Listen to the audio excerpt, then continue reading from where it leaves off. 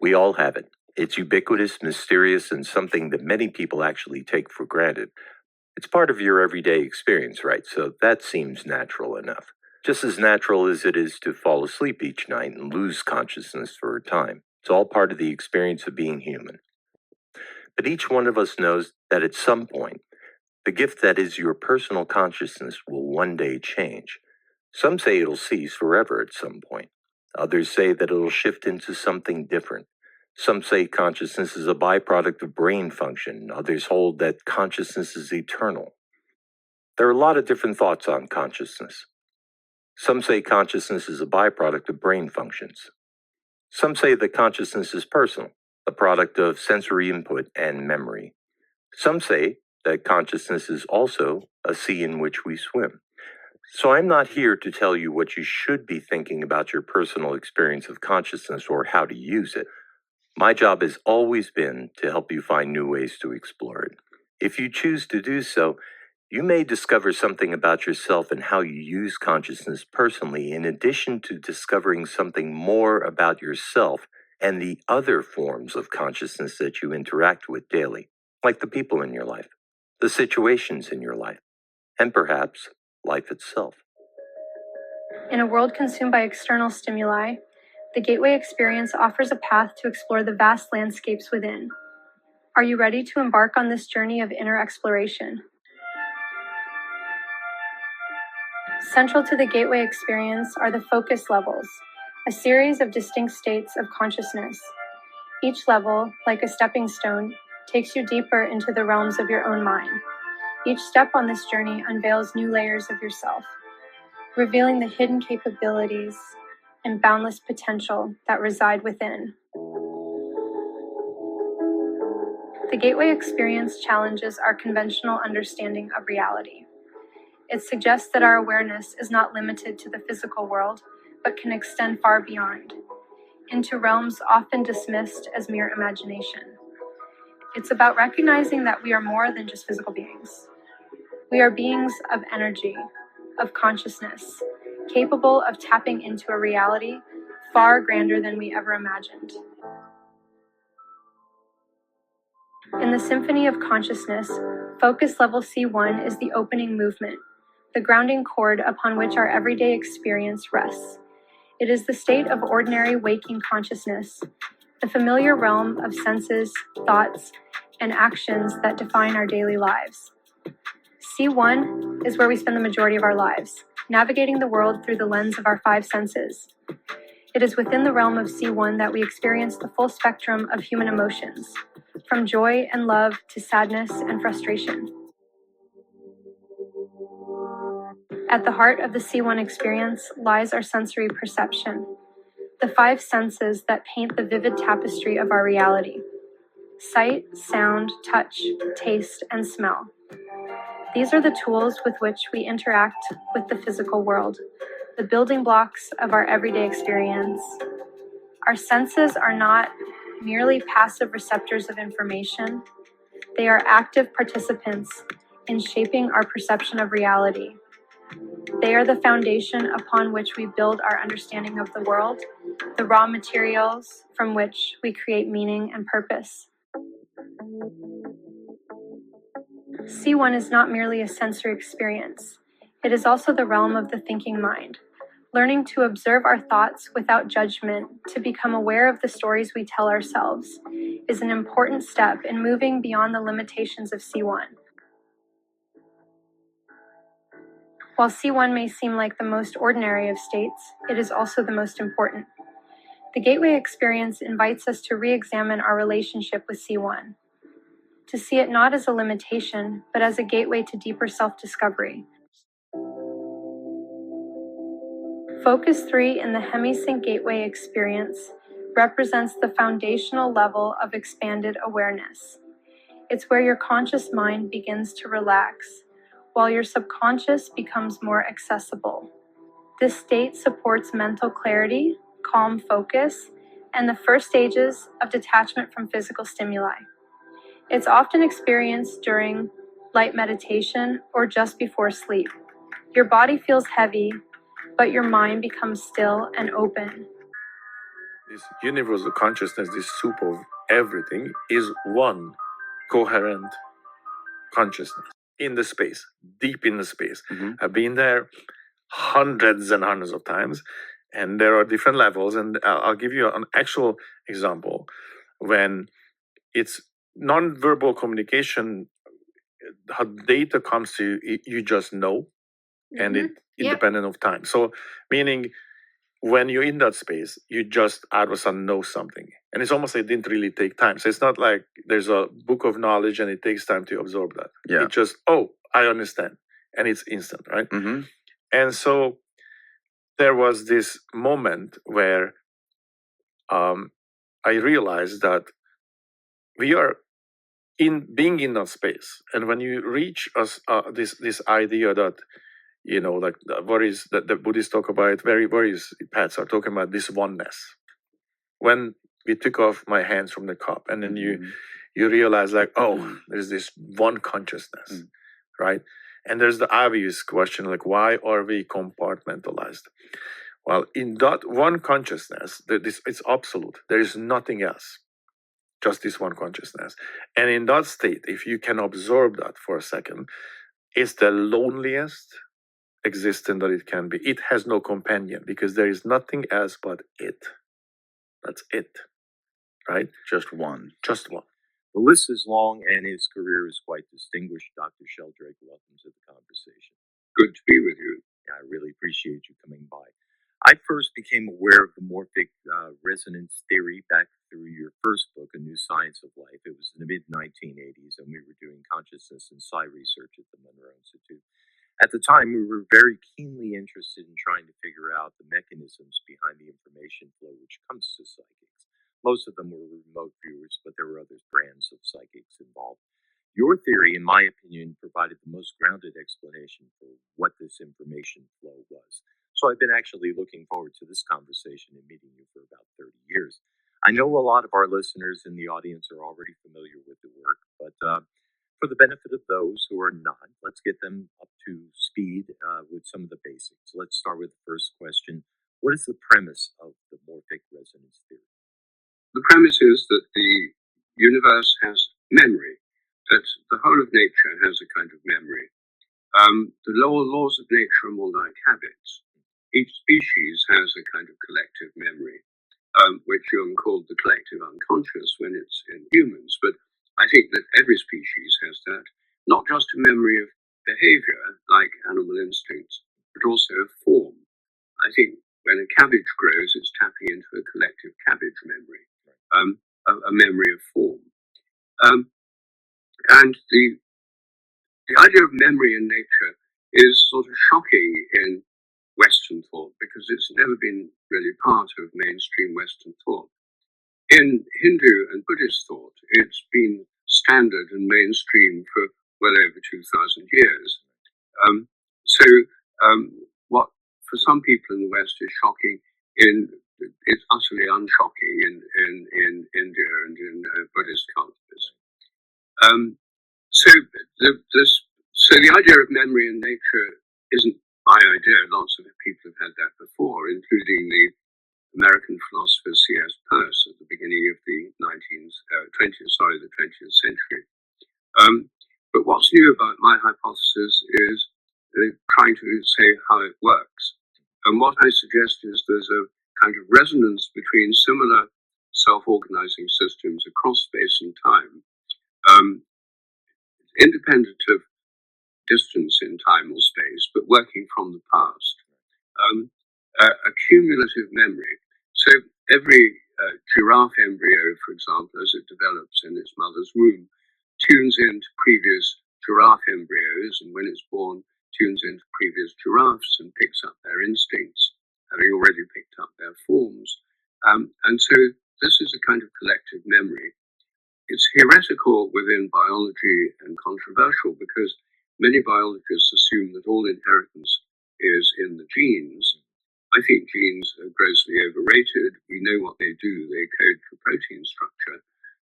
But I think the inheritance of form and behavior is largely because of morphic resonance. Right. Well, my impression and understanding of the theory is multifaceted. That which you're calling referring to as information. Do you think that would be an accurate assessment? Well, I think slightly misleading because as soon as you mention the word information, many people's minds go to information theory, which is a technical theory of how to send information down telephone wires in bits. And information theory is kind of atomistic and granulated because it's all about bits. Morphic resonance is a holistic theory. I think it works through fields, which I call morphic fields, rather than in granulated atomistic bits.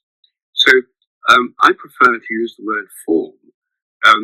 Information is putting form into something.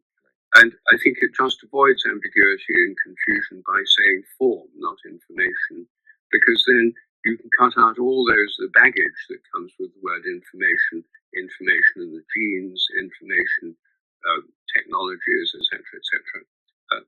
Nearly all of which are atomistic.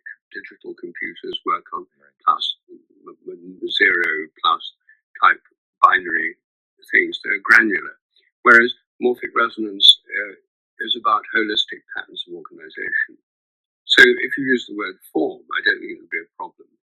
Okay, we'll talk about it in terms of form then, because I like the word information because my mind doesn't go to the transfer of information necessarily through bits or through vibration, if we're to talk about it in audio terms, but that the information is something that is, how should I say this? It creates form out of nothing. For instance, the information that you've given me through your book was not previously in my consciousness. It was, blank slate, and you informed my consciousness through your words. So when I talk about information, I'm talking about the transfer of knowledge. I'm talking about the transfer of culture. I'm talking about the transfer of a lot of different things. Transfer of stuff. I don't know what to really call it beyond that. Well, form would do just as well for all those, actually, because form isn't stuff.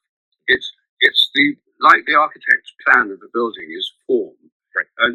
But the stuff is the bricks and the mortar and the timber and stuff. That's the stuff. But what gives form is the formative principle. I mean, my hypothesis is officially called the hypothesis of formative causation.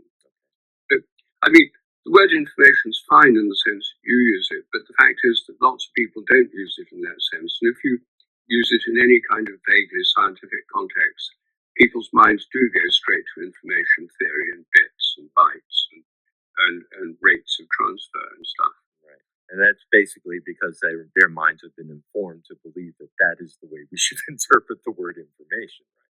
Exactly, yes. All right. Well, for the purpose of our conversation and for my lack of better language, I will use the word information in the text that I was referring to.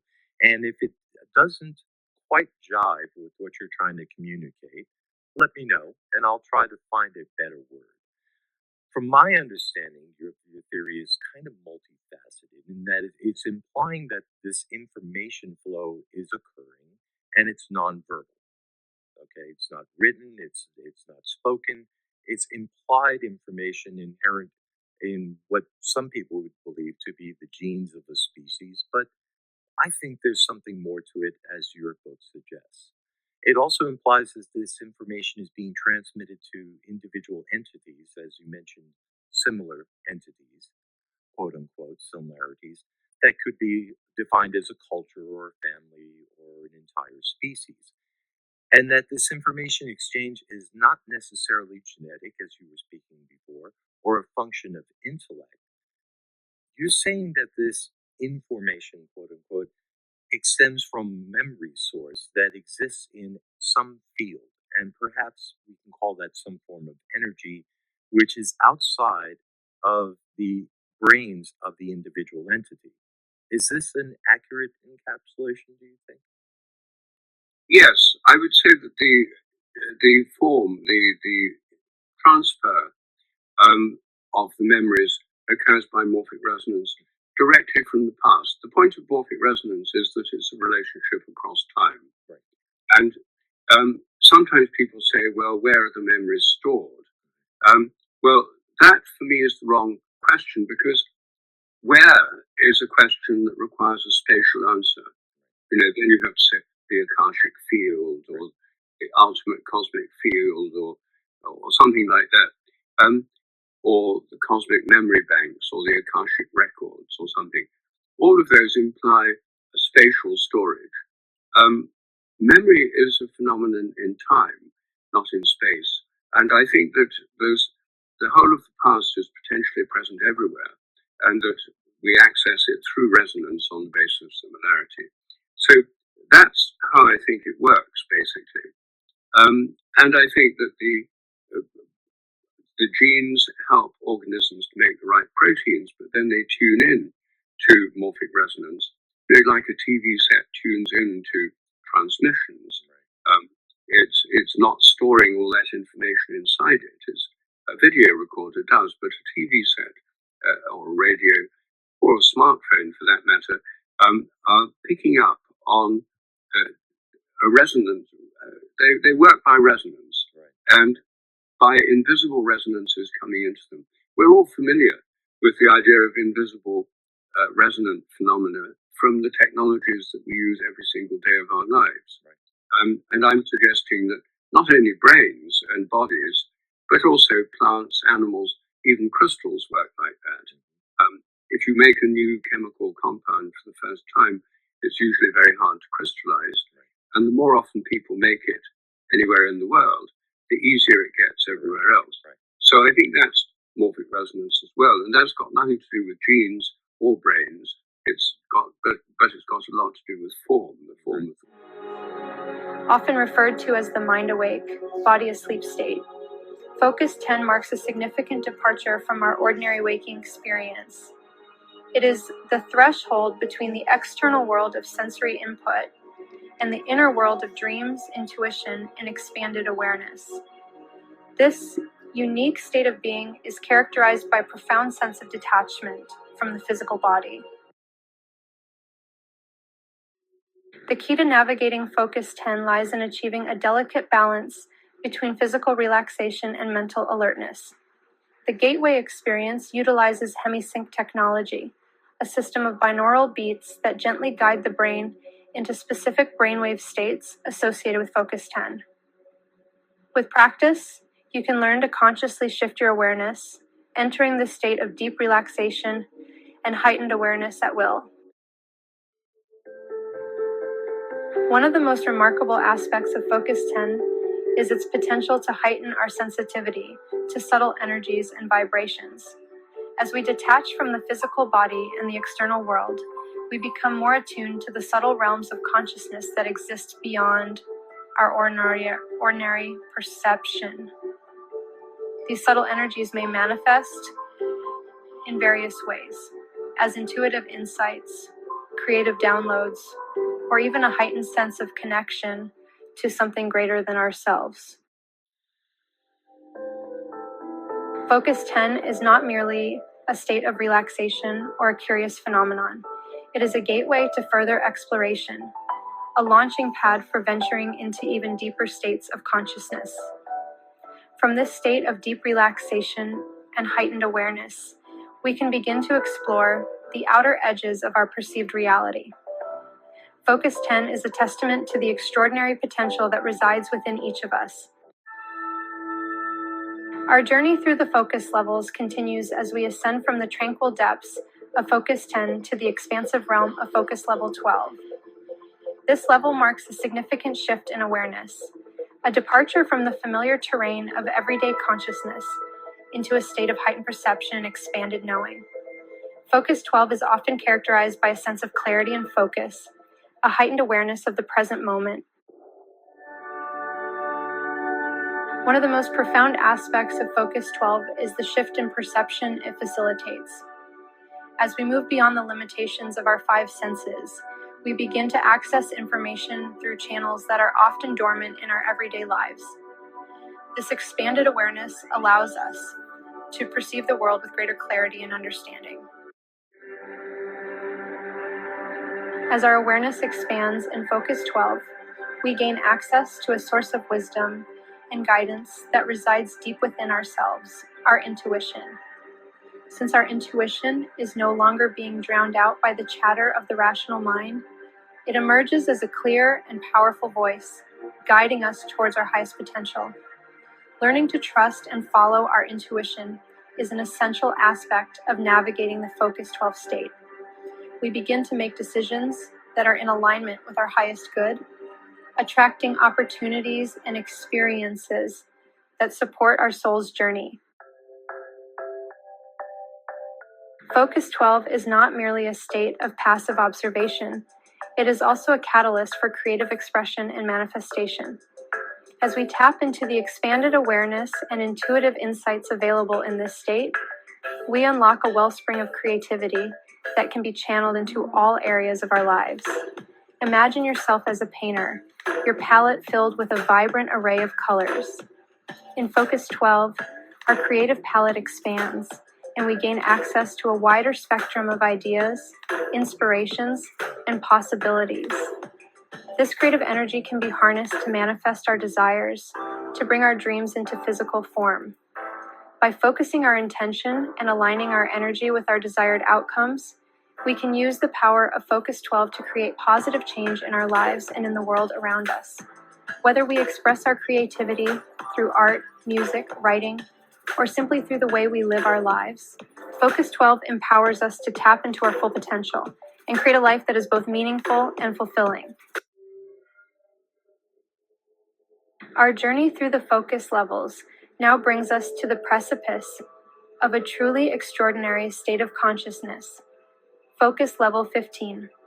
This level, often referred to as the no-time state, challenges our most fundamental assumptions about the nature of reality, inviting us to step outside the linear flow of time as we know it. Imagine yourself at the edge of a rushing river, the current representing the relentless flow of time. Focus 15 is like stepping out of the current, finding a place of stillness where the past and future dissolve and the present moment expands into a boundless expanse. As we release into this state, the boundaries of our ordinary perception begin to dissolve. The mind, accustomed to navigating the world through the lens of past, present, and future, enters a realm where such distinctions cease to hold meaning.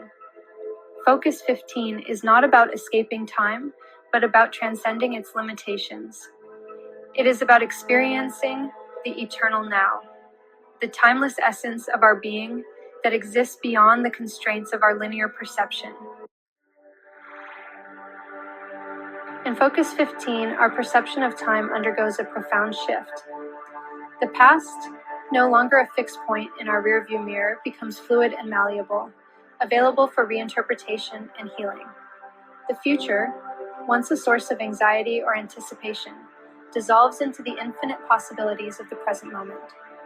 Imagine a pearl necklace, each pearl representing a moment in time. In our ordinary perception, these pearls are strung together in a linear sequence. In Focus 15, the string dissolves and the pearls scatter, each moment existing independently yet interconnected in the vast tapestry of being. This dissolution of linear time allows us to experience the interconnectedness of all things, recognizing the past, present, and future are not separate entities, but rather different facets of the same eternal now. This shift in perception can be both liberating and disorienting. It challenges our most deeply held beliefs about the nature of reality, inviting us to embrace a more fluid and expansive view of ourselves and the universe we inhabit. As we release into the timelessness of Focus 15, we gain access to a deep wellspring of wisdom and insight, the wisdom of our timeless self. This aspect of our being, unburdened by the limitations of linear time, holds a broader perspective on our lives, offering guidance, healing, and a profound sense of peace. Imagine yourself as a majestic mountain, your roots sinking deep into the earth, your peak reaching towards the heavens. The mountain has witnessed the passage of countless seasons, its perspective encompassing eons. This is the vantage point of our timeless self, a place of deep knowing, unwavering strength, and profound peace. In Focus 15, we can tap into this wellspring of wisdom through deep intuition, spontaneous insights, and a profound sense of knowing that transcends our rational understanding. We may find ourselves revisiting past experiences with greater clarity and compassion, gleaning valuable lessons and releasing old wounds. We may receive guidance for the future, not as fixed predictions, but as intuitive nudges towards our highest potential. Focus level 15 is not merely a state of altered perception. It is a gateway to profound personal transformation. By accessing the timeless realms of our being, we open ourselves to healing, growth, and a deeper understanding of our life's purpose. Imagine yourself as a caterpillar entering a chrysalis, undergoing a profound metamorphosis. Focus 15 is like entering the chrysalis of our consciousness, a sacred space where we can shed old patterns, beliefs, and limitations, emerging transformed and ready to embrace our full potential. In the timelessness of Focus 15, we can connect with the deepest aspects of ourselves, accessing a wellspring of creativity, intuition, and unconditional love. We can release old wounds and limiting beliefs, rewriting the stories we tell ourselves about who we are and what is possible. Focus 15 is a reminder that we are not bound by the limitations of our past or the uncertainties of the future. We are timeless beings, capable of accessing a state of consciousness where anything is possible, and transformation is inevitable. A conversation that I've recently had with Dr. Diane Powell. Dr. Powell is a distinguished neuropsychiatrist, neuroscientist, and author renowned for her interdisciplinary research into human consciousness and psychic phenomena. She earned her medical degree from Johns Hopkins University School of Medicine, where she also completed a postdoctoral training in medicine, neurology, and psychiatry. She has served on the faculty of Harvard Medical School and participated in a think tank on human consciousness at the Salk Institute in La Jolla, California. Now, throughout her career, Dr. Powell has explored the intersection between neuroscience and psychic phenomena, with a particular focus on telepathy in autistic savants. Her groundbreaking work, known as the Telepathy Project, investigates reports of telepathic communication in nonverbal autistic children, aiming to understand the mechanism behind such abilities. In her book, The ESP Enigma, A Scientific Case for Psychic Phenomena, Dr. Powell presents a comprehensive analysis on various psychic phenomena. But one of the most widely recognized and perhaps most topical contributions to telepathy is her involvement with the absolutely viral sensation of a project known as the Telepathy Tapes. This is a series of recordings that documents remarkable instances of telepathic communication in her research subjects. Now, these tapes have garnered significant attention recently, even so much as reaching a top 5 position on the Spotify charts, with only 10 episodes. It's filled to the brim not only with evidence, a lot of evidence of telepathy, but also with just really interesting human stories about people who, in our society, have been a little bit discarded or suppressed. Through Dr. Powell's work, they've literally given these people a voice. I don't think I remember the last time I gave something such a hard push in real life. Like, everybody I come across, I'm like, you have to listen to the Telepathy Tapes. So do yourself a favor and go check that out. This is Kai Dickens, and you're listening to the Telepathy Tapes podcast. My son said to me, I can hear thoughts. What is this phenomena happening? Why are his mind and my mind completely connected? Telepathy is the tip of the iceberg with their spiritual gifts. People don't understand that they can do this. They don't even have to be in the same room, the same zip code.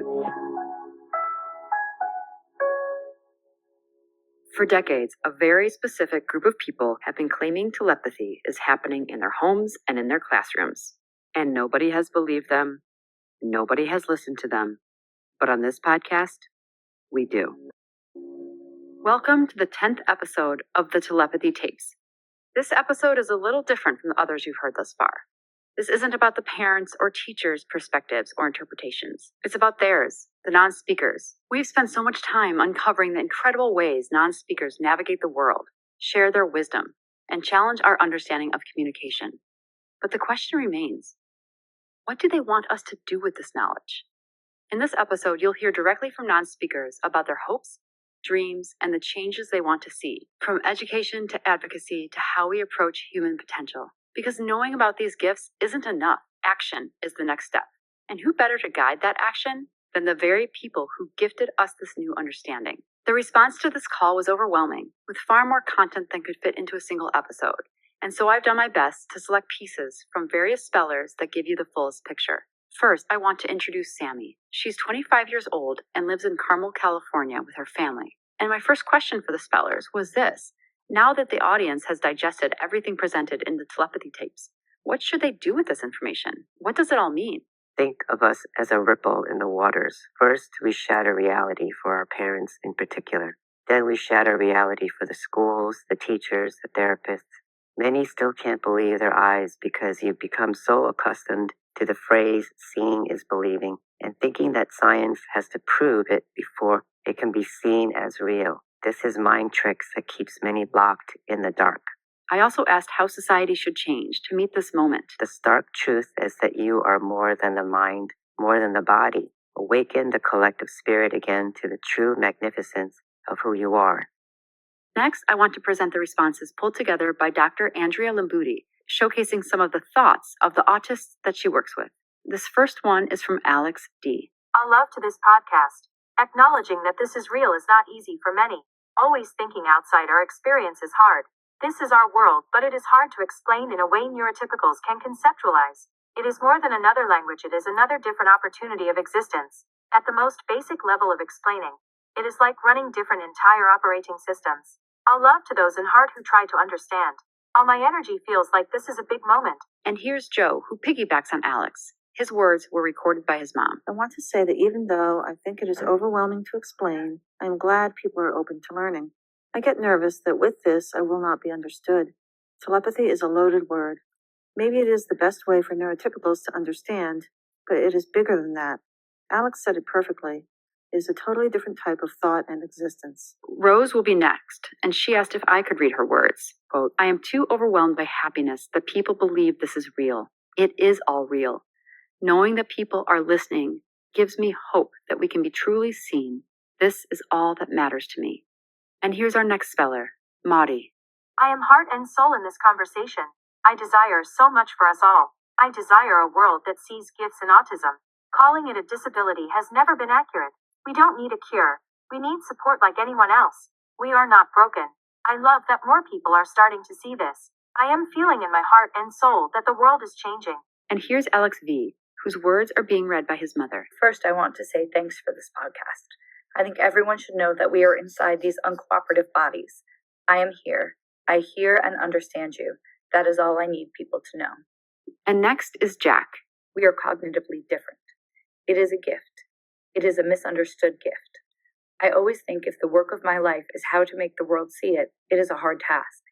It helps that people are starting to understand. The work is not trying to fit into the world as it exists, but trying to make the world change.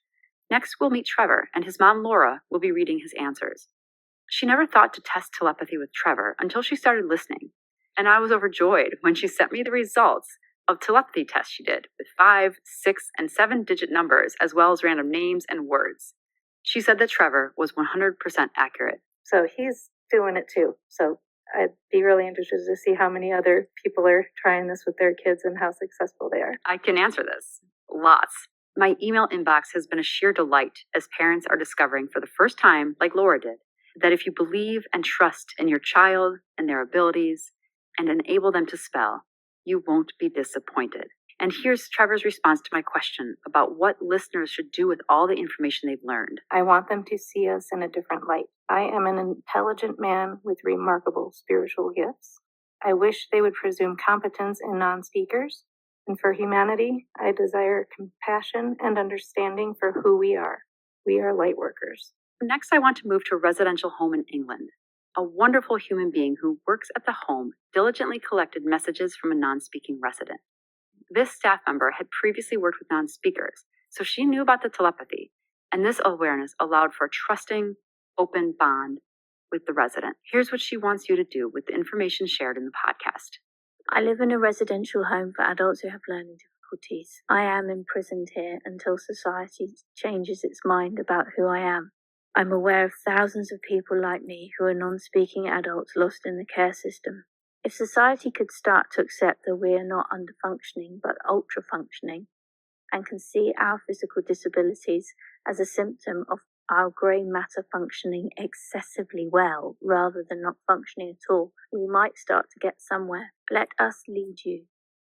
And as for the medical system, most of us have quite an acute awareness of our own physical bodies. Even if we appear to be disassociated from our own physical bodies, we are still able to help you enormously with diagnosis. You are regularly missing out on the miracles that are occurring on a daily basis as we take care of ourselves, despite the damage your drugs and diagnosis are doing to us. And we would like to have access to more complementary therapies, sound healing, acupuncture, massages, kinesiology, tuning forks, shiatsu, and also give us a physical space to think, preferably outdoors, without the TV or the radio on, so we can heal ourselves. And finally, some closing thoughts. I am content with my physicality and my gifts. I do not want to share them with everyone. That would be exhausting. My main motivation is for the betterment of humanity and the conscious evolution of mankind. And I believe that by understanding us, we work towards this goal together. We do not want to be swept under the carpet. This does not help either you or us to transform. We all need each other now. Next, I want to introduce Arjun, a 13-year-old aspiring poet from Florida. His older brother will be reading Arjun's responses. Who I look like on the outside is not me. I'm trapped in a body that struggles to obey me. My family has pursued different therapies and treatments. All failed but spelling. My voice has been set free and wanders the earth searching for the key to unlock the rest of me. These are some of the changes he'd like to see made in society. It violates our basic rights to deny access to a reliable form of communication to express our needs when necessary. Silencing us by this denial is criminal neglect and discriminatory. It must end. My opinion is the same for our medical system. I would love to see doctors accepting our communication methods and including us in their discussions. Next, we'll meet Noah and Adriana, who are siblings and remarkable energy healers based in Indiana. I met them both over Zoom a few years ago, and though they weren't in this season of the tapes, they were essential to it in ways that I just can't explain. Here's Noah communicating through Melissa Graves, who has opened up communication channels in the family that are amazing. But I don't want to dive into that yet because theirs is a story we'll share next season. We all are connected, and I can't express that enough. Our thoughts build the world. Our thoughts are heard by the world. Our thoughts are felt by the world. Even if the words aren't said, the feeling is there. Noah's sister Adriana also worked with Melissa to communicate her thoughts for this episode. Every child comes through with spirit eyes. Every child comes through with a connection to source. Every child comes through with the ability to speak telepathy. It is the trained behaviors that break those abilities, that take them away from us. On a very popular podcast that's taken the internet by storm, the telepathy tapes. So first of all, thank you, Dr. Powell, for joining me today. You're welcome. It's a pleasure. So in your book, The ESP Enigma, a scientific case for study for psychic phenomena, you provide case studies and real-world examples of psychic phenomena, telepathy, and so on, demonstrated by people with autism, namely like savants. You also demonstrated this during the telepathy tapes. If I had to ask you, what is the most significant discovery that you've come across while working with these kids? Boy, there's so many. I mean, it's one of those things where it's really unfolded with one ability after another. So, I mean, it starts off with a parent telling me that these kids have savant skills. Our journey through the focus levels now leads us to a truly remarkable threshold. Focus level 21, a gateway to realms beyond our ordinary perception. This level marks a profound shift from exploring the inner landscapes of our being to venturing into the outer realms of non-physical realities.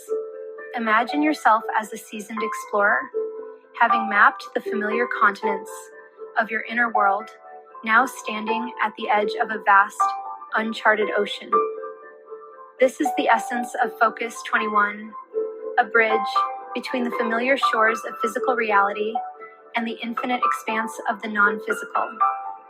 As we cross this bridge, our perception expands to encompass subtle energies, interdimensional beings, and alternate realities coexisting with our own.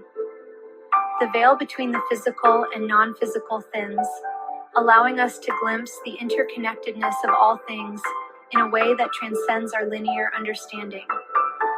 Focus 21 is not a destination, but a starting point for a new kind of exploration.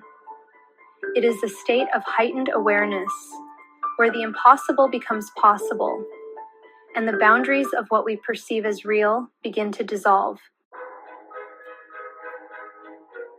In Focus 21, our senses adapt to perceive beyond the limitations of the physical realm. Our awareness expands to encompass subtle energies, vibrations, and frequencies that are typically beyond the range of our five senses. It's akin to gaining access to a new set of senses, allowing us to perceive the world in a richer, more nuanced way. Imagine yourself wearing a special set of glasses that reveal a hidden dimension of reality. Colors appear more vibrant, sounds gain a deeper resonance, and the air hums with a subtle energy that was previously imperceptible. This is the experience of perceiving the non-physical in Focus 21. We may begin to perceive auras, energy fields surrounding living beings, or sense the presence of non-physical entities. These perceptions may come as fleeting glimpses, intuitive feelings, or clear, vivid experiences. The key is to approach these new perceptions with an open mind and a discerning heart. Just as we learn to navigate the physical world through our senses, Focus 21 invites us to develop our ability to perceive and interpret the subtle cues and signals of the non-physical realms. One of the most intriguing aspects of Focus 21 is the potential for interdimensional exploration. Just as our physical world is but one planet within a vast universe, Focus 21 suggests that our reality is but one dimension within a multiverse of possibilities. Imagine yourself holding a map of reality, but instead of continents and oceans, it depicts interconnected dimensions, each with its own unique laws of physics and forms of life. This is the landscape we begin to explore in Focus 21. We may encounter beings from other dimensions, access alternate timelines, or even explore the Akashic Records, a repository of information said to contain the history of every soul and every event that has ever occurred. The nature of these experiences can vary widely. Some may experience vivid visions, others may have telepathic communication with non-physical beings, and still others may simply feel a profound sense of expansion and interconnectedness. Focus 21 challenges us to expand our definition of what is real, inviting us to embrace a more fluid and multidimensional understanding of the universe and our place within it. Navigating new territories, the importance of discernment. As we venture into the uncharted waters of Focus 21, it is essential to cultivate discernment. The non-physical realms, like any new territory, can be both wondrous and potentially disorienting. Not all beings or energies encountered in these realms are benevolent, and it is crucial to approach these experiences with a healthy dose of caution and discernment. Imagine yourself as a ship's captain navigating uncharted waters. You must be able to read the stars, interpret the currents, and steer clear of hidden reefs. Similarly, in Focus 21, we must learn to discern between energies that are aligned with our highest good and those that may be misleading or even harmful. Developing discernment involves trusting your intuition, setting clear intentions for your explorations, and seeking guidance from trusted sources. It is also essential to remember that you are always in control of your experiences in these realms. You have the power to choose what you engage with and the right to disengage from any interaction that feels uncomfortable or unsafe. Focus. 21 is a powerful tool for growth and exploration, but it is essential to approach these realms with respect, discernment, and a commitment to your own well-being. Challenges, and unexpected truths from the telepathy tapes. The goal is to explore all the threads that weave together our understanding of reality, science, spirituality, and yes, even unexplained things like psi abilities. If you haven't yet listened to season 1 of the telepathy tapes, I encourage you to start there. It lays the foundation for everything we'll be exploring in this journey. We'll feature conversations with groundbreaking researchers, thinkers, non-speakers, and experiencers who illuminate the extraordinary connections that may defy explanation today, but won't for long. Since the release of the telepathy tapes, our team has had a huge influx of email testimonials from families claiming that telepathy is also in their home, or who didn't know their child was telepathic, tested them, and found out that they were. One mother really caught our attention with her email. Laura Hirsch is the mother of a non-speaker in Reno named Trevor. She didn't realize that her son Trevor had telepathic abilities until listening to the podcast. Although I had not yet met Laura or Trevor, Trevor's thoughts were part of season 1, episode 10, when the spellers took the mic. Here is what Trevor had to say in episode 10 when asked what listeners should do with information they've learned from the podcast. I want them to see us in a different light. I am an intelligent man with remarkable spiritual gifts. I wish they would presume competence in non-speakers. And for humanity, I desire compassion and understanding for who we are. We are light workers. So after this episode was released, Laura wrote to us by email and said, I'm writing to you for one, to endorse people with incredible psi abilities of mediumship and spirit artistry, which is like seeing a spirit and then drawing them. And then she goes on to describe a conversation she had with Trevor after listening to the telepathy tapes. And I quote, after Katie and Houston's episode, I asked Trevor what he thought of Houston's telepathic gifts, and he spelled, I think he nailed it. Then I asked if he had met Houston on the hill telepathically, and he spelled Y-E-S. I asked him how long he had been doing that, and he spelled most of my life. And note, Trevor is 26. And Laura goes on to say, then I asked him when he meets on the hill, and he spelled when I'm sleeping. When I asked him if there's anything he wanted to add, he spelled he could read my mind and talk to animals and plants. So I decided to see if he really could read my mind. That wasn't the original spiritual gift exhibited, which she explained was actually mediumship and his ability to draw spirits. So Laura goes on to write that she thought of a random 4-digit number in her mind 3 times and handed him the number board, and he got them right. Wow. Shortly after this, Laura wrote again with an exciting update. She had a dream, essentially telling her that if she sang songs in her head, Trevor would be able to identify them. Trevor has been very musically inclined from a young age. Excited to hear more about her story, we jumped on Zoom to chat. We started out by talking a bit about Trevor and his interests. Well, Trevor's 26, he'll be 27 on July 14th, and he has always loved music. We sing every night together. I don't hardly hear him say a word all day long, but then every night we sing about 5 songs, and he plays Puff the Magic Dragon and sings it. So we spend about an hour and a half on the piano every night now, and other than that, he loves swimming and horseback riding and just living his best life right now. I love that. That's great. And how did you hear about the telepathy tapes? I first found out about the telepathy tapes podcast through a mutual friend, Susie Miller, who my son Trevor, who's a speller, worked with in the past. And I found out through her that they were doing a spellers episode, and she thought it would be really good if we participated because she knew that Trevor was telepathic and talked to his horses telepathically and to his angels just through us being friends on social media. And so then we were on episode 10 of the telepathy tapes, the spellers episode, and then I contacted Kai because I started wondering if, after listening to the tapes, that other kids were doing telepathy with their parents and teachers, if he could do it with me. I had never really thought about that. So I tried it one day. Actually, I had done numbers and then bigger numbers, and he got everything correct. And I started doing just separate words, phrases, sentences, and he got everything right telepathically. And Trevor is also a musician. He plays the piano and he sings, even though he doesn't speak much at all. And so I had a dream that I could sing in my head and he could hear me singing. So that morning I got up and I was like so excited, and I go in his room, get him his letterboard, and I said, Trevor, can you hear what I'm singing in my head right now? And I sang just like a snippet of the chorus of Puff the Magic Dragon, which is his favorite song. And so in my mind, I sang, Puff the Magic Dragon lives by the sea. Hand him his board, and he spells it. And I'm like, no way. So I said, let's do another song. So then I did, his favorite band is Duran Duran. So I sang just a little bit of the chorus of Rio.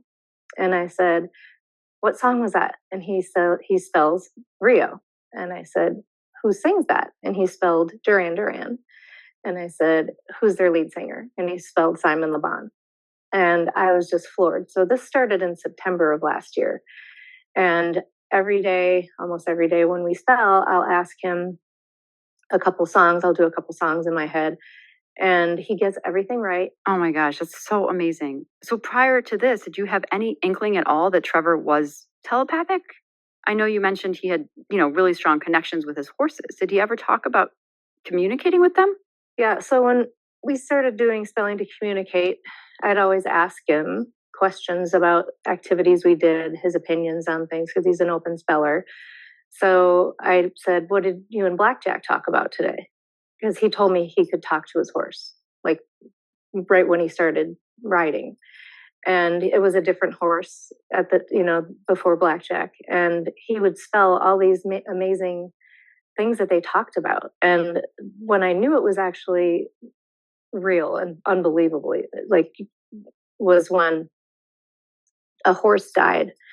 And no one told Trevor except Blackjack told Trevor when they were riding. And I said, what did you and Blackjack talk about today? And he spelled, Blackjack was sad today because Buck died.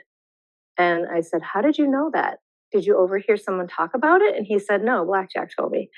And then a few months later, we just went to visit the horses and he wasn't riding, and Blackjack didn't come over by us like he normally does. And I said, do you know what was going on with Blackjack? And he spelled, Blackjack was mourning because Sully died. And Sully was right next to Blackjack. And again, no one told him. I found out that it was true. So that's how I knew he was telepathic with his horses. We were so intrigued by Trevor's musical telepathy that we decided to connect Laura and Trevor with scientist Jeff Tarrant, who you may remember from season 1 of the telepathy tapes. He's a neuroscientist who specializes in brain scans, and he ran a QEEG test on many of the non-speakers. We connected Jeff, Laura, and Trevor, and they started working together on a new software that Jeff and a colleague developed to try to scientifically test telepathy and gain some understanding of what is happening in both the sender and receiver's minds when telepathy occurs. Trevor, Laura, and Jeff practiced using the software very successfully over Zoom, and then they planned to meet in Reno to give it a go in person. Because I personally have been so swamped filming the documentary and putting together season 2 of the podcast, Catherine Ellis, my right hand, and the Telepathy Tapes film coordinator flew out to Reno to capture their meeting on film. So here's Catherine. So I'm heading to Reno tomorrow to meet up with Jeff, Laura, and Trevor. We recently hopped on a Zoom call and planned everything out, and I just couldn't be more excited to meet them in person and get some footage of Trevor's telepathy, as well as the new technology Jeff has been developing. Since filming the documentary, I've been traveling all around with Kai, and I've seen a ton of telepathy, but I haven't seen it with someone who does it with songs the way Trevor does. I've heard that Trevor is incredibly musically inclined. He can play the piano and sing when otherwise he doesn't really speak at all, which is really fascinating. I'm learning that these are different parts of the brain, which makes it possible for him. Okay, I'm going to finish packing and head out in the morning. But then there's a difference with the open responses. So if we're asking him to repeat or type out a random word, well, that could be any word. And again, so statistically, even getting one correct is totally improbable. And again, he would get, several correct in a row. So we were mixing up these tests and he was basically not missing any. And, so statistically, it's off the chart. And was Laura cueing Trevor at all? Like moving her body in any way or anything that could have been signaling the answer to him somehow? No, I mean, so, initially she was to help him learn how to use the keyboard. But once we got to the place where we are at the moment, she's not touching the keyboard. She's not moving. Every once in a while she'll move a little bit, but it's funny because I think it's just out of habit. It's just, from the way that they're used to spelling. And so typically what I'll do is if I see her do that, I just won't count that one. Even though the movements are very subtle, they're very small, I can't see a way that would be cueing him to something. But nonetheless, just to be safe, I just don't count those. But so even if we take those out, he's still getting, 95% correct. And with Laura doing nothing, she's not vocalizing, she's not touching anything. And so yeah, to me, this is, great additional evidence. What I would say is that one of the reasons why, obviously, there's no way I've tested on speakers. But one of the reasons, besides the fact that you hear how emphatically somebody who's working as a speech pathologist, has like 5 of these kids in their office every day, okay, and they say, emphatically, they all, they all do it. That bears a lot of weight for me because they would be the ones in the front lines telling you, that this is what they're experiencing. Another reason why I think it's possible, quite possible, is that really relates to this theory that I have that came from the fact that the ones who seem to be the most profoundly telepathic are the ones whose receptive language is intact and their expressive language was short-circuited during development. And then something happens such that the area of their brain that's involved in speech expression gets excessively pruned. Okay, and therefore they have what's basically an expressive aphasia, which a lot of neurologists are familiar with as, somebody has a stroke and they can still understand language, like but they just can't express it. And the expression goes for not just using your mouth, but using your fingers as well. Because, it's very connected. And that's one of the reasons why babies who are deaf, they actually can babble with sign. Okay, they're doing all these, just like the baby blah, blah, blah, babbling, there's a certain babbling that occurs with the baby with their hand. And if they're deaf, we see that they're using their hand and we try to form it into symbols and language. But we're so speech oriented that we then, start working with them to get their lips to be that which can create a much more rich symbolism, which we call language. And so what you have here is you have this innate desire on the part of this infant to communicate. And when it gets disrupted, then they become really good at what they've got left because the desire to communicate doesn't go away. And what I think is that I suspect that telepathy, this ability to tap into the consciousness of those that are in our surroundings, that is something that it's innate. We're all born with that. And that ability to do that is a lot of how we then start to make associations between sounds that we're hearing, around us and some kind of meaning. It's like, it seems so miraculous when you think, well, how did, that we didn't always have Sesame Street teaching kids how to, and they're picking up the oral stuff first before we even think about teaching them to read. And if you've ever studied a foreign language, it's like, there's a lot to figuring out where one word ends and another word begins, and all of the and the meaning of everything, and not everything's a noun, and so we're and they're somehow picking up all of that. And as I'm saying, what this aha moment that I had was, I was like, okay, if the most profoundly telepathic are the ones who can't. They have no choice. That's the only thing that they have, is they just don't let go of the default means by which they entered into, this existence, able to communicate. And what's frustrating for these kids is that people can't read their mind.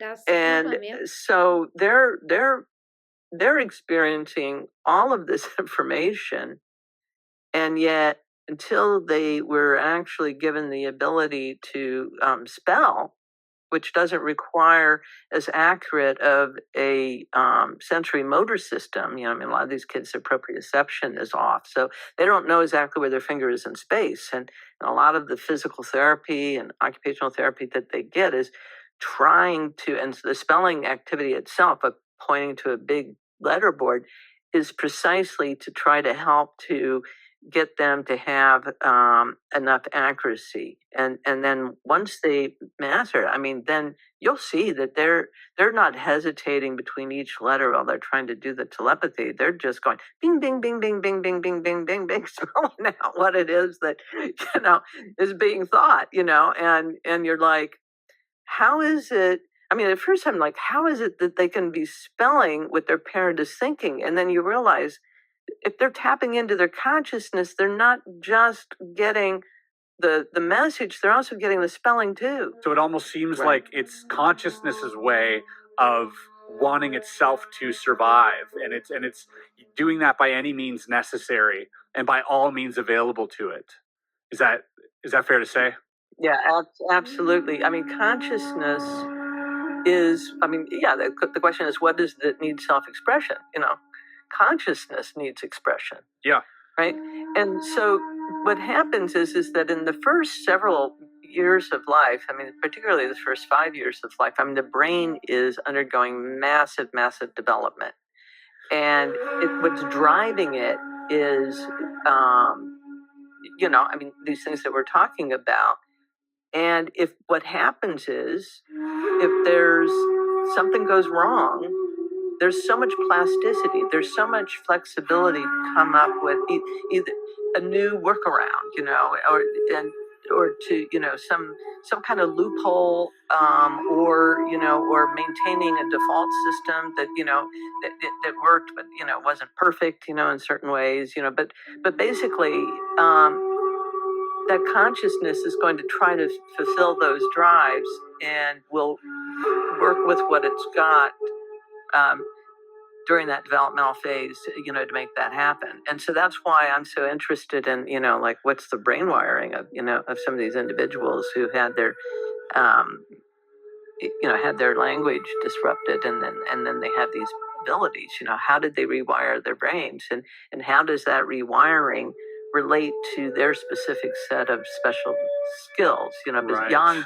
just the telepathy, the savant skills, which are more common in autistics than they are in other populations. The other population that they're the most common in is the blind.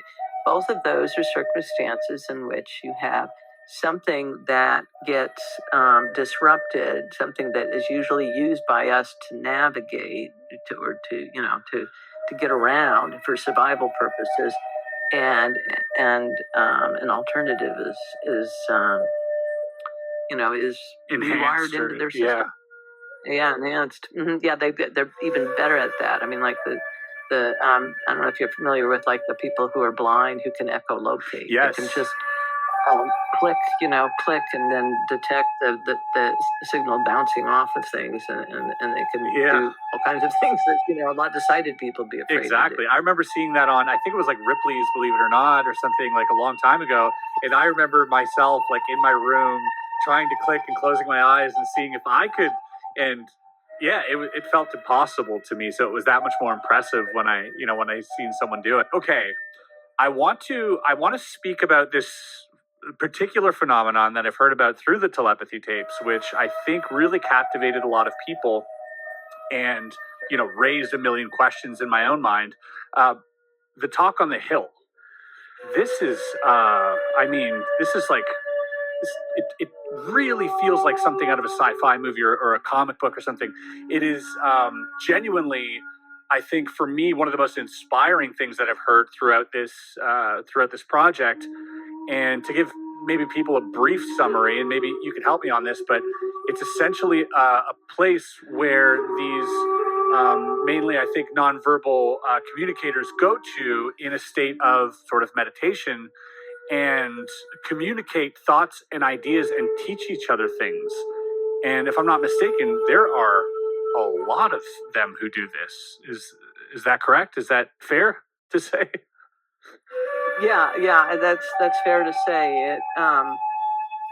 But what's interesting is that there's been more than one group of individuals who have brought up the hill without before we had the telepathy tapes released. So without it being that they heard about it and then said, "Oh yeah, I go to the hill too," and that's number one. Number two is the fact that there's more than one hill, and one person put it that there's hills for different ages, kind of almost like how high school, you've got junior high.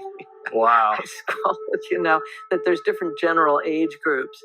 And that makes sense. I mean, socially, birds of a feather flock together. So, if you were to open up a big playground and you had, 5-year-olds and 9-year-olds and 15-year-olds, they're going to self-assort by age. And then another thing that's interesting is that more than one child's described it as having a library. And, and that makes a lot of people then think about, oh, is that the Akashic Records? Right. Or what is that? Alexandria. Yeah. And they're sort of like, they're studying, Wow. and a lot of this is occurring while they're sleeping and dreaming sleep, which we know dreaming sleep is more closely associated with psychic abilities than a lot of other states. But some of them can, also, I guess, during the day they can, just kind of go up to the bedroom and shut the door and kind of go to the hill and visit their friends. But they need to be in a safe place like their bed to do it. They're not just walking around, going to the hill. I mean, it's my understanding. Entering the sanctuary, focus level 27. Our journey through the focus levels culminates in a realm of profound peace and serenity. Focus level 27, often referred to as the reception center. This level marks a transition from the exploration of non-physical realities in Focus 21 to a place of deep rest, renewal, and connection with higher realms of consciousness. Imagine yourself emerging from a dense forest into a sun-drenched meadow, a sense of relief and tranquility washing over you. This is the essence of Focus 27, a sanctuary from the complexities of the physical and non-physical realms, a place to rest, recharge, and reconnect with your soul's essence. As we release into this state of deep peace, our awareness expands to encompass a wider perspective on our life's journey. The challenges and triumphs of the physical world recede into the background, and we gain a sense of clarity and understanding that transcends our everyday concerns. Focus 27 is not a place of escape, but a place of integration. It is where we can process our experiences, release old patterns, and align ourselves with our soul's purpose. It is a place to receive guidance, healing, and unconditional love from higher realms of consciousness. The reception center, a place of transition and renewal. Focus level 27 is often described as a way station or reception center for souls transitioning between physical lifetimes. It is a place where we can review our past experiences, gain insights into our current life's purpose, and even glimpse into potential future pathways. Imagine yourself entering a grand library, its shelves filled with countless volumes, each containing the story of a soul's journey. This is the Akashic Library, said to be accessible in Focus 27, a repository of information about every soul and every event that has ever occurred. Here, we can access the wisdom of our past lives, understanding how our current experiences are shaped by choices made in previous incarnations. We can gain clarity on our soul's purpose, recognizing the recurring themes and lessons that we are meant to learn and master in this lifetime. Focus 27 is also a place of healing and renewal. We can release old wounds, traumas, and limiting beliefs that no longer serve us, allowing our energy to flow more freely and our light to shine more brightly. Encounters with guides and higher beings, expanding our circle of support. One of the most profound aspects of Focus 27 is the potential for encounters with guides, angels, ascended masters, and other benevolent beings who reside in higher realms of consciousness. These beings are said to offer guidance, support, and unconditional love to those who seek their wisdom. Imagine yourself in a beautiful garden, surrounded by wise and compassionate beings who radiate love and light. They listen with their hearts, offering guidance and support without judgment, helping you to remember your true nature and your soul's purpose. These encounters may take many forms. You may hear a voice speaking to you intuitively, receive guidance through dreams or visions, or even experience a physical sensation of presence. The key is to approach these interactions with an open mind, a discerning heart, and a willingness to receive the wisdom being offered. These guides and higher beings are not here to control us or dictate our path, but rather to support us in remembering who we truly are and aligning ourselves with our highest potential. They remind us that we are never alone on our journey, that we are always surrounded by a loving presence that supports our growth and evolution. Integration and application. Bringing the gifts of Focus 27 into daily life. While the experiences of Focus 27 can be profoundly transformative, the true power of this level lies in our ability to integrate the insights and wisdom gained into our everyday lives. It is not enough to simply visit these higher realms. We must learn to bring the peace, clarity, and expanded awareness back with us into the physical world. Imagine yourself as a bridge, connecting the ethereal realms of Focus 27 with the grounded reality of your everyday life. You have the ability to channel the wisdom, peace, and love you experience in these higher states into your thoughts, actions, and interactions with others. This integration may manifest in many ways. You may find yourself feeling more grounded and centered, more patient and compassionate, more aligned with your soul's purpose. You may begin to make choices that are more aligned with your highest good, attracting more joy, abundance, and fulfillment into your life. The true gift of Focus 27 is the realization that we are not separate from these higher realms, but rather we carry the potential for peace, wisdom, and unconditional love within us at all times.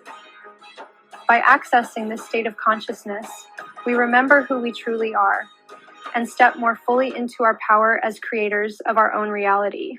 There's so much to learn, in a world. I mean, we're at a place in the world where we're the most disenchanted we've ever been, and this for me provides real magic. It's given me a lot to look forward to, a lot to be hopeful for our species as well. And I think, I think I agree with you. I think, more eyes, the better, the more work, the better, the more help, the better. I can't imagine what all of those things must be like. And when you touched on precognition there, it reminds me, I interviewed Graham Nichols. Not sure if you're familiar with Graham Nichols. He does a lot of out-of-body experience work. And, he's worked with Dean Radin and Rupert Sheldrake. And he had a verifiable precognition that happened as well during an out-of-body experience. He was surrounded by multiple people, 5 of his friends, and they wrote down, he said there was going to be this explosion on this street in London, in Soho. He doesn't know when, but he's like, he felt like he saw the explosion, and 5 days later it occurred exactly where he had said. And, when I heard something like that, it begs the question, like, is that something you can alter? Is there a reason you're getting this? Is it because I don't think he would have been there. So what was really the point of it? And like, so, I mean, there's, like you said, so many questions, so much to discover, so much to learn from. And for someone like you to be in every single one of those directions, I mean, that's a lot of responsibility. That's a lot of work. Yeah, believe me. Yeah, but to your point, I just want to make the comment that I became really fascinated by this work by Phyllis Atwater, and she wrote a book called Future Memory. And the way that I talk about this in my book, the ESP thing, and the way that she describes future memory, it sounds like it's like she gets a glimpse into the future, and it just plays like a movie, and then it collapses down, and she gets these visual shifts and different things before it happens. And it's like she sees a movie, then it shuts down, and then sometime in the future that moment arrives, and she can, like, she knows exactly what somebody's going to say, that Wow. she knows exactly what's going to happen next. It literally is like having had the movie from the future. This is that idea of the block universe where the past, present, and past all coexist. It really is like you've seen something from the future that it's so vivid. And then the question comes up when you realize, I've been here before, can you alter the course of events? And what she tells in her book is that sometimes you can and sometimes you can't. Sometimes you're in a situation where you can actually act on this recognition. Oh, this is where the bus is going to hit that lady walking across the street, and you can grab the lady's arm. Or some things just seem to be part of, whether it's a soul contract or whatever it is, some things seem to that you can't prevent them. It's like it's in the hard wiring, and so I think that a lot of life is like that. That we have free will, and yet at the same time, there's a lot of things that are already part of the script of why we're here, and it can be hard to discern what's what. But I encourage people to not think that it's all just locked in stone, and it's like, okay, I saw that into the future, and that means it has to happen, because I think that it maybe it's part of why we get warnings. Yeah, I mean, that's a great point. And it would be like sort of us warning ourselves in the past, but like, I read this book by Dr. Michael Newton, The Journey of Souls, and I read a few of his books, and he mentions as well, because you mentioned soul contract, and he does mention something like that as well, where when these souls are choosing their incarnation or whatever it is, that they scrub through their lives, and the further forward they go, the sort of blurrier it gets, because of the amount of variables are just sort of increasing the further away you get. So it's almost like it's a probability factor, but free will can still sort of impose itself to a certain extent in the future. From that experience, such is the nature of exploring consciousness. Change will occur. Growth occurs.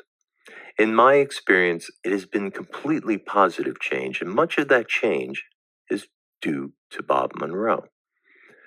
Not because he imparted mystical understandings about the universe to me in private, but because he introduced to me how the mind works on all levels, not just my own mind, but apparently the human mind, the global brain, if you will. At least what can be known about the nature of mind at this point, the nature of consciousness. That knowledge is still unfolding, which is exactly why I encourage all of us to explore it. So what you're about to hear is a recording of two very unlikely friends, set apart by 2 generations, discussing some very interesting things about the nature of consciousness and reality. Perhaps some of it will speak to you on a deep level. Bob had a lot of wisdom to share, but if there is one takeaway I hope you have from listening to this conversation, it is this. Consciousness is a mystery which needs to be explored if it is to be improved.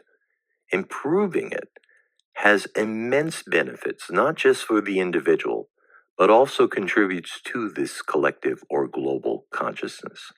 On a personal note, I wish I had the wisdom to know at that age that the experience I was having with Bob would change the course of my life forever. If I did, I would have taken the opportunity to thank him in that moment. But as fate would have it, I didn't, and so now I take the opportunity to thank him daily, even though he's not here to hear my words. For me, my friendship with Bob Monroe and working with him was a real game changer. So without further delay, here is my conversation with Bob Monroe, which took place 25 plus years ago. Hope you enjoy it. Okay, well, you can't say that I didn't warn you because this isn't going to be like the questions everybody else asks of you. Bob, what a lot of people don't know about you is how you made the transition from radio mogul to being at the forefront of Western consciousness exploration. Tell me how it was that you actually decided to start the Monroe Institute. Well, let me clarify something immediately so that you can understand what the Institute is and how it got here. First of all the way back in 1956, my company had been in broadcasting in the production of radio and TV programs, and we were just moving over into TV, which would be a natural thing for a production company to do. Yeah. And suddenly we found out that what we were doing is the same thing all over again, but putting a picture to it. And after some 10 years of one thing and just adding a picture to it, it didn't seem to be very exciting stuff. Kind of boring, yeah. So we began to look for something else. And one of the things that we did at that time is set up an R&D program utilizing sound, which is something that we knew much about professionally and every other way, to in turn help people learn things during sleep. Mm-hmm. Now, the learning things during sleep was something that I guess was important to me at the time because it seemed to be a way to use sleep constructively as against simply lolling all over the place. Mm. Anyway, so we set up a research program, and I was one of the key figures in that research program as a subject. I was the first figure.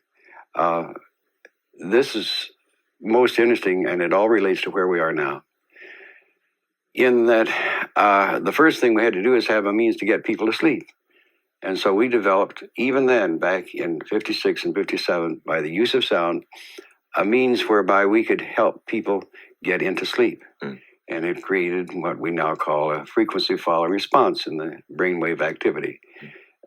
This is where it began, but I, as the key subject, went through all these tests, so perhaps 150 times. But the interesting part is that in this pattern of learning or attempting to learn, going to sleep and learning, I being the key subject, it is generally the consensus now that that was the causative factor that engendered my first out-of-body state, because I went through all of these, and we were using a vibrational pattern in turn to induce sleep, just as we do now. But we were playing around with a lot of different types of frequencies at that time, and I was the subject. And so I began to experience this vibrational state, which in turn led to the out-of-body state one night when I was waiting for this vibration to stop so I could go to sleep. And I started thinking about the next day, which would be a Saturday, and I was going to be out flying gliders and how nice that was going to be. And the emotional factor of lifting in the surge of a thermal and how nice that was going to, I felt it was going to be the next day. That's when I felt myself bouncing against the ceiling. And that's how the first out-of-body started. How that relates now, would you believe that some 35 years later, we finally discovered what we really are and what we've really been doing? And that is? And what is that? We have been setting up stages of sleep in people all these years for the purpose of helping them achieve and understand other states of consciousness, but they are indeed in various stages of sleep. In other words, they are conscious while asleep. All the explorations that you've done over the past 20 years, what's the most insightful knowledge that you've gained as a result of the experiences that you've had that's benefited you in your own personal journey? The things that have come up as a result of, there were a series of changes that took place. And I've gone through, as we all do, but because I'm an engineering type, my analytical left brain it purportedly gets in the way, and that's a lot of metaphysical people think that's terrible, that you're supposed to let your left brain get aside and live all of this with your right brain. Not so. Unequivocally, any progress that I have made has been a result of letting my left brain get into the act. It's fine to wallow around in some nice, exotic state of consciousness. Oh, isn't this wonderful? Da da ooh, all the stuff, and nothing happens. But if you let your left brain get a fingernail in there and says, "What's going on here?" So it begins to get into the act and analyze it and assess it. And that's when you, as a total self, really get hooked, because your left brain gets excited about the curiosity, picking it up and reducing it to some type of reality that the left brain can understand. Anything I've done has been the product of my left brain getting into the act. So what you're saying is that you've used your analytical mind to kind of help you integrate these experiences. That is absolutely correct. Right. And what, as you know, in our Gateway program, we insist that people, first of all, get and set aside all of their analytical part for the moment, because exactly what we're doing is creating a surrogate left brain for the moment to let the individual get into these states of consciousness. Once they've gotten into it, we encourage the surrogate left brain to drop away and to let the individuals, the participants' own left brain get into the act. And the moment that happens, then they integrate and become a coherent person. And that's the whole reason for you to even have a left brain. That's right. Okay, well, how did you use your left brain to help you make sense of concepts like no time, for instance? Many of your out-of-body experiences that you've had have taken place in the past and future. How do you make sense of that when you're living in linear time? I make these statements in Gateway, and that is that this whole physical universe is a hologram. All time space is a hologram. There is an inherent energy field, it permeates all time space, but is not of time space. This is a created hologram. But if you think of that, we have my huge piece of bait for the analytical types, and does encourage a left brain to take a look. And that is that what we are doing is developing phase states. And phase states mean that our consciousness, our mind consciousness, is focused, as we are right now, we hope, totally within time space. And we have a focusing device called a physical body, and we perceive time space through that physical body. And also we express in time space through that physical body. It's a focusing mechanism. And within that time space physical body focusing mechanism is what I like to call a discriminator circuit that holds off all of the other spectrum of consciousness. And that spectrum is virtually endless, so that it doesn't interfere with the creation and growth of a new human mind. And this phasing of mind consciousness allows you to move through the hologram? That's right. Okay. If you begin to think of consciousness in this heavily focused area, moves into various phase relationships, so that it is not always totally focused in time-space. For example, if you have inattention, so that you're not intent, you become slightly out of phase. And then, as you can see, you can begin to observe that daydreaming is another part. And it's all uncontrolled is the point.